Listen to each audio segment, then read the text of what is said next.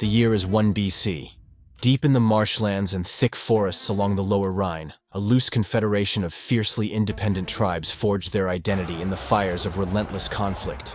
But what they didn't know was that their bold voyage would ignite a chain reaction, setting the stage for empires, civilizations, and conquests that would echo through history and leave indelible marks on the very fabric of modern-day Europe. They are the Franks. The Roman conquest of Gaul, achieved by Julius Caesar in the 1st century BC, imposed the Rhine River as the boundary of their dominion. This river became a stark line of demarcation, where Roman civilization ended and the land of the barbaric Germans began. The German tribes first appear in Roman records around the mid-3rd century AD, as the Romans viewed them with a mix of fear and disdain, labeling them as barbaric, the untamed tribes beyond their reach, living free and wild in the forests and plains of Germania. For centuries, the Roman legions fortified along the Rhine kept them at bay, their disciplined ranks and formidable defenses forming a seemingly impenetrable barrier. Yet periods of turmoil exposed the cracks in the Western Roman Empire. By the 5th century AD, internal strife and economic troubles had weakened Roman control over its provinces. The Romans' authority faltered and their legions grew thin. The German tribes saw opportunities to reclaim what they believed was theirs: territories, freedom, and wealth. This era, known as the Barbarian Invasions or the Migration Age, was marked by significant movements of various tribes who were migrating and establishing their own kingdoms within the former Roman territories. Among these Germanic tribes were the Franks. Their earliest existence settled in the northeastern part of Gaul. During this time, the Franks were not a unified group, but rather a collection of smaller tribes. Over time, these tribes coalesced into two primary groups: the Salian Franks and the Ripuarian Franks. A significant event marking the settlement of the Franks was the treaty with the Roman Emperor Julian in the 4th century, 358 AD. This treaty allowed them to settle in specific regions within the Roman Empire as federates, or foederati, the semi-autonomous allies who provided military support in exchange for land and certain privileges. The Salian Franks lived in Toxandria, which is now the Netherlands and western Belgium, while the Ripuarian Franks settled along the middle Rhine River, particularly around the area of modern-day Cologne in Germany. Clovis the Third was a Salian Frank and a member of the Merovingian dynasty. In 481 AD, at just 15 years old, he ascended to the throne. Ambitious and determined, Clovis sought to expand his rule. Clovis's primary goal was to consolidate his power and bring more territories under his control. Clovis engaged in several small skirmishes and battles against neighboring tribes and local rivals in an effort to establish his authority, expand his influence, win over loyalty among his followers, and diminish the influence of rival leaders. The Battle of Soissons marked Clovis's first major engagement against a significant and organized adversary. By the late 5th century, the Western Roman Empire had collapsed, leaving its territories divided among various Germanic tribes and former Roman officials.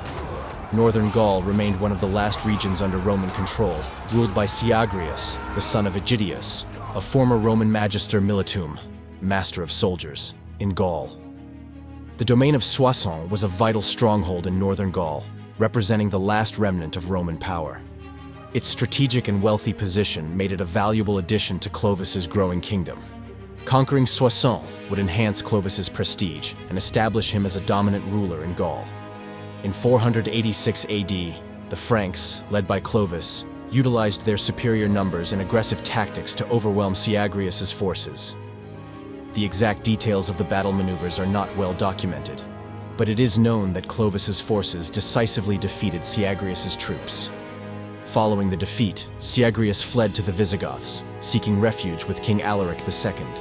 Clovis demanded the extradition of Syagrius, and the Visigoths, not willing to provoke conflict with the rising power of the Franks, handed him over. The defeat of Syagrius marked the end of Roman rule, allowing Clovis to greatly annex the territory and extend his control over northern Gaul. He maintained a degree of continuity with the Roman past, which helped to stabilize his rule and gain the support of the local Gallo-Roman population. After that, Clovis defeated the Thuringians, a Germanic tribe, extending his influence into the central and eastern regions of present-day Germany.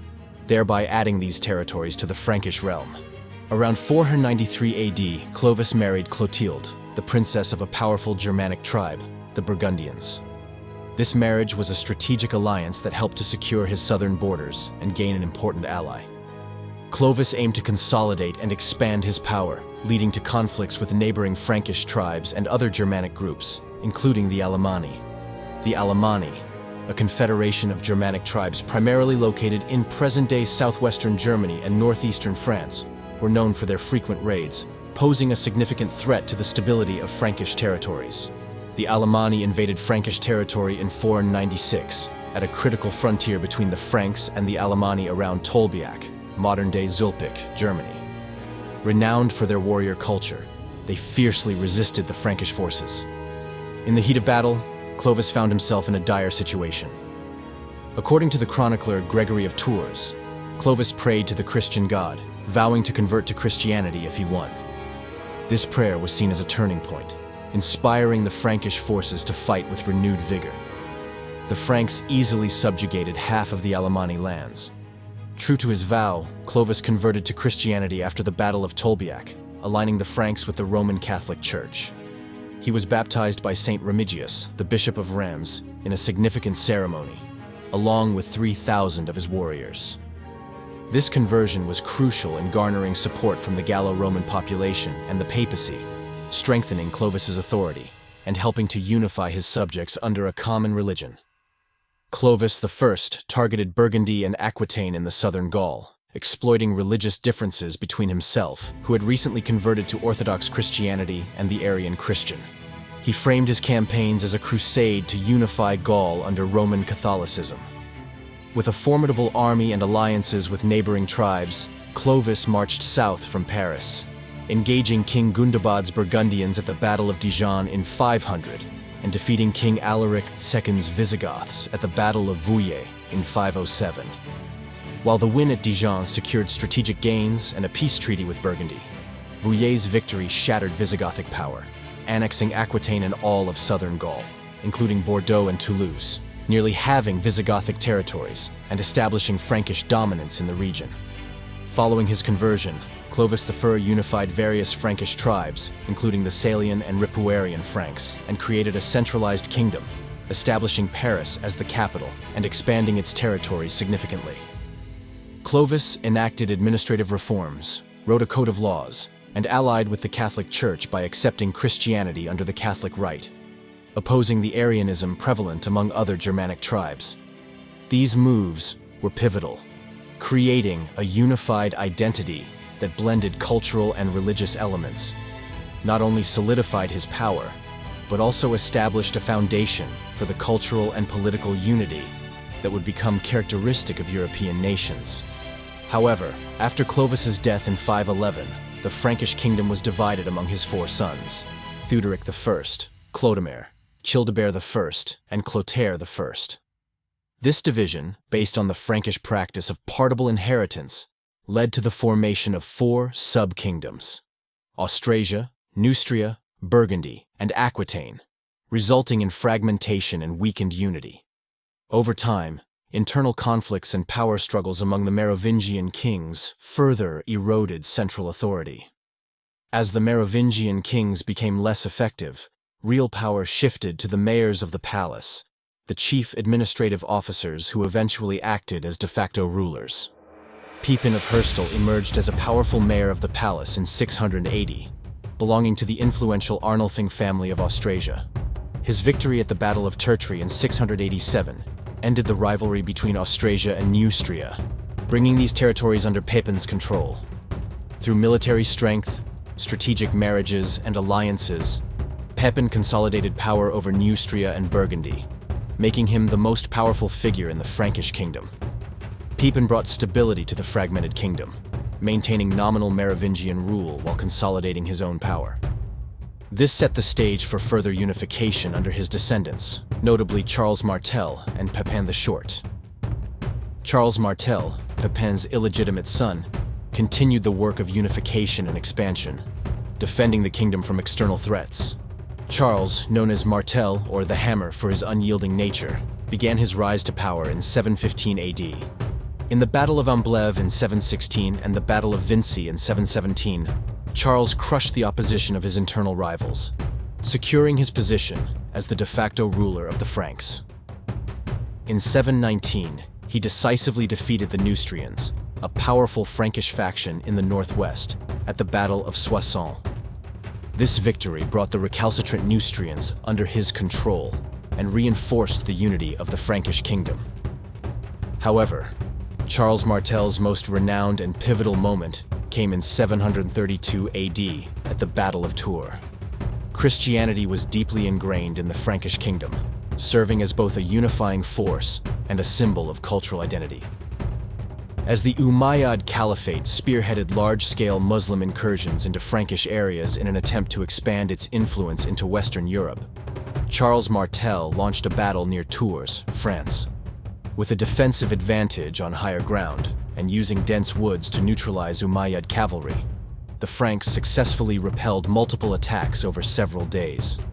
The turning point came when a rumor of their camp's raid prompted the Umayyad forces to scatter, leading to Abd al-Rahman's death and their eventual retreat. Charles Martel's victory at Tours was seen as a divine endorsement, preventing the spread of Islam into Western Europe and solidifying his reputation as a defender of Christendom, earning him the Church's support. Following the battle, Martel recognized the need for a stronger military, redistributing land to his loyal followers in exchange for military service, including the creation of European heavy cavalry. This led to a more centralized governance system and laid the groundwork for the medieval feudal system. Emboldened by his success, Charles embarked on campaigns to the east. He launched a series of military expeditions against the Germanic tribes, Saxons, Alemanni, and Bavarians, who occupied the lands east of the Frankish heartland. Through a combination of fierce battles and strategic alliances, Charles brought these territories under Frankish influence, expanding the kingdom's eastern frontiers into what is now modern Germany. To the south, Charles turned his attention to Aquitaine, a semi-independent duchy. In a protracted campaign, he subdued Duke Odo of Aquitaine, bringing the region into the Frankish fold. This expansion into southwestern France not only extended Frankish control, but also ensured that the realm was protected from the encroaching Muslim forces in Iberia. Charles Martel's ambitions didn't stop there. He continued to integrate the regions of Provence and Septimania, crucial Mediterranean territories, into his expanding domain. Following Charles Martel's reign, his son Pepin, also referred to as Pepin the Short because of his height, inherited the influential role of palace mayor. Unlike his predecessors, Pepin desired the crown itself rather than serving as the de facto ruler. In 751, Pepin seized an opportunity when Pope Zachary agreed to support him in exchange for military aid. This alliance led to a significant political shift. Pepin the Short was anointed king by the Pope, effectively ending the Merovingian dynasty's rule. This act of coronation was not just a transfer of power, but a sanctification, intertwining the destinies of the Franks and the Christian Church. Childeric III, the last Merovingian king, was forced into a monastery after being tonsured. This event marked the establishment of the Carolingian dynasty, named after Charles Martel, solidifying his family's grip on power and continuing centralized governance and the growing influence of the Church in Frankish affairs. Renowned for his devotion to God and the Church, Pepin's reign was marked by a series of military campaigns that would expand and secure Frankish territories. One of his most notable campaigns was against the Lombards in Italy.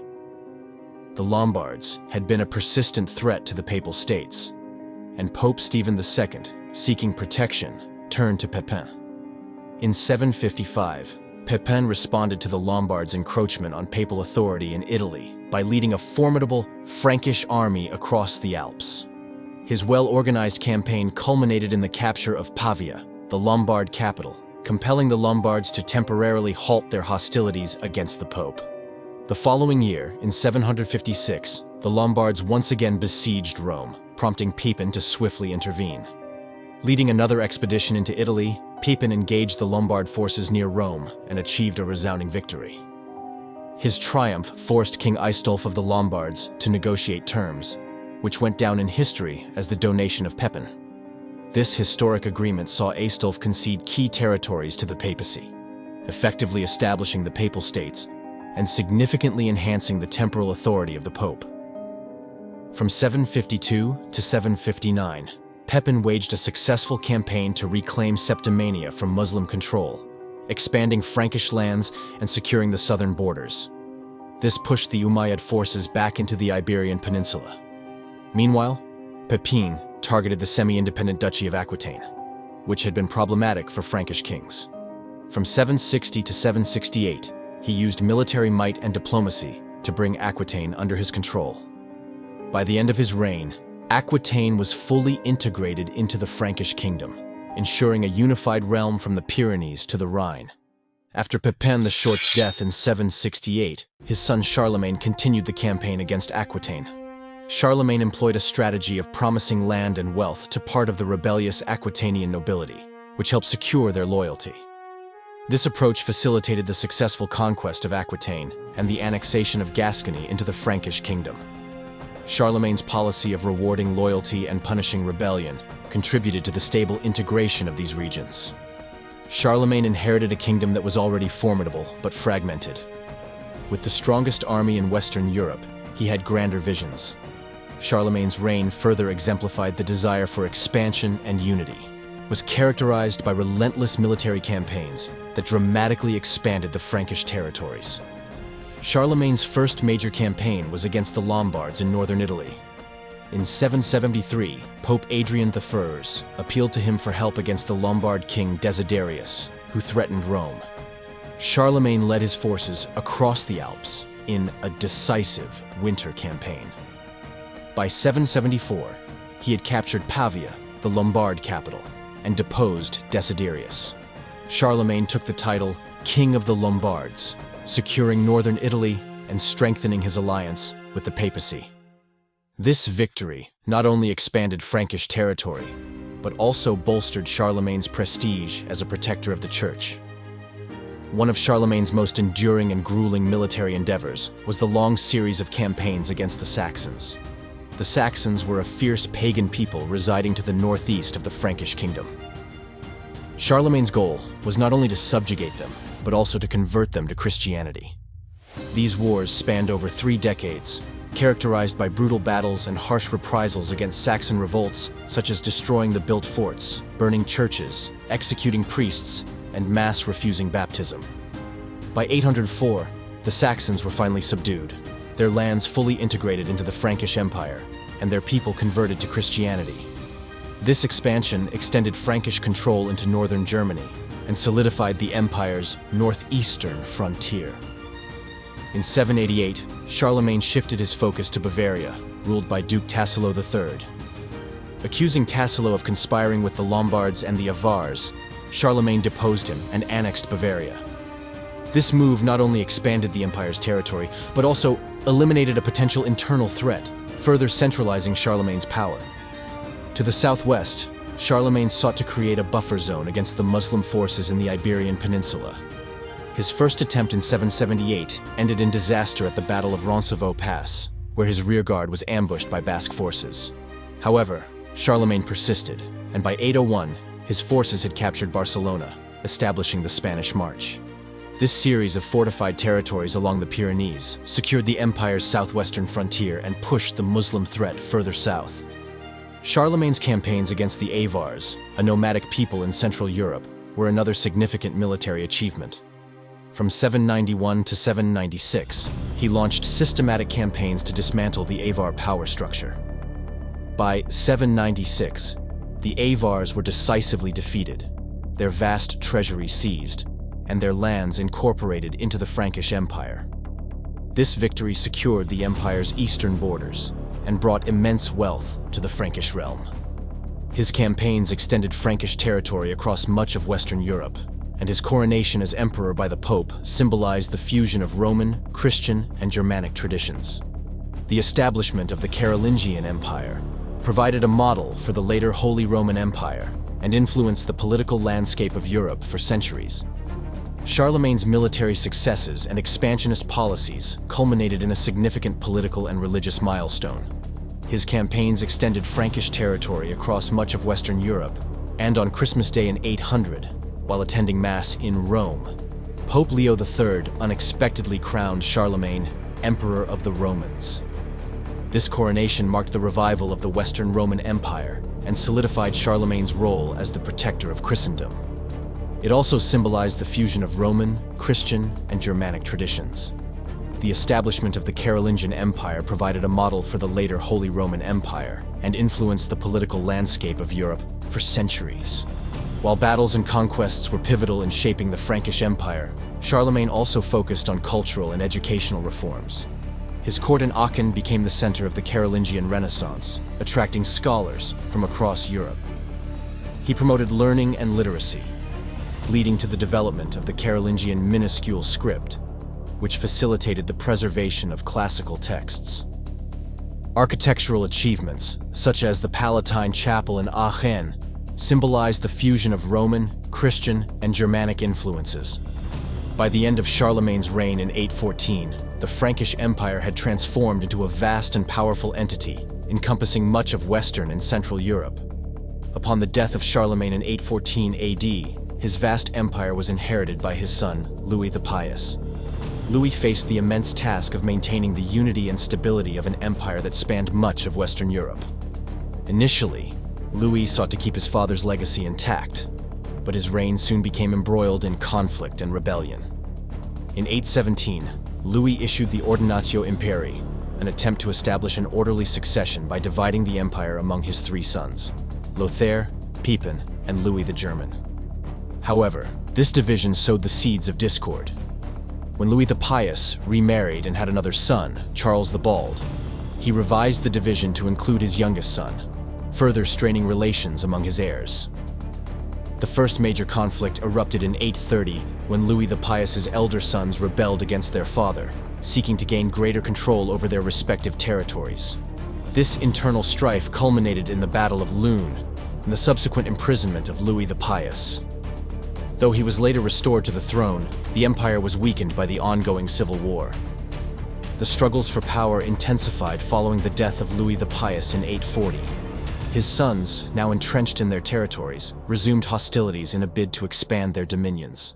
The pivotal moment came in 841 at the Battle of Fontenoy, where the forces of Charles the Bald and Louis the German clashed with those of their brother Lothair. This battle, one of the bloodiest in the history of the Frankish Empire, resulted in a victory for Charles and Louis, but further devastated the already fragmented empire.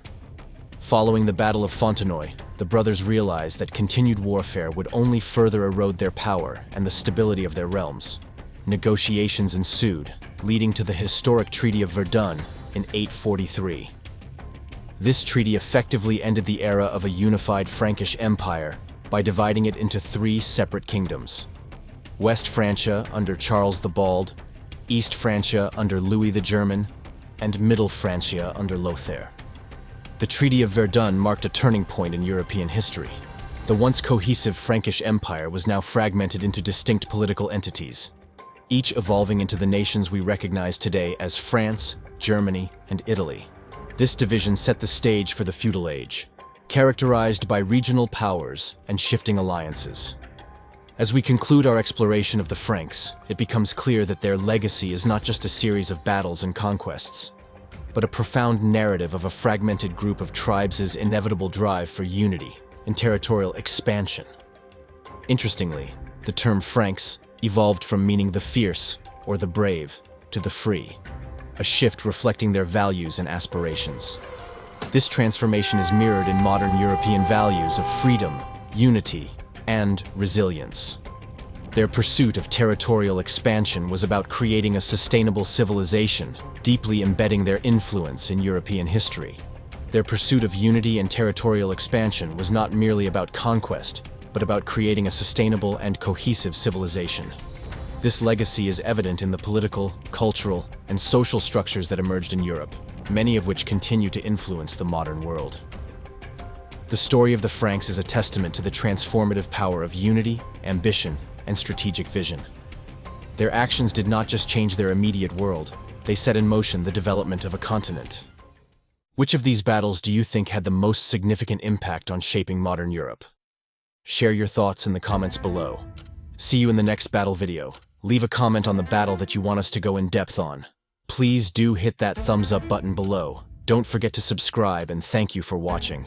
Your support helps us continue bringing history to life.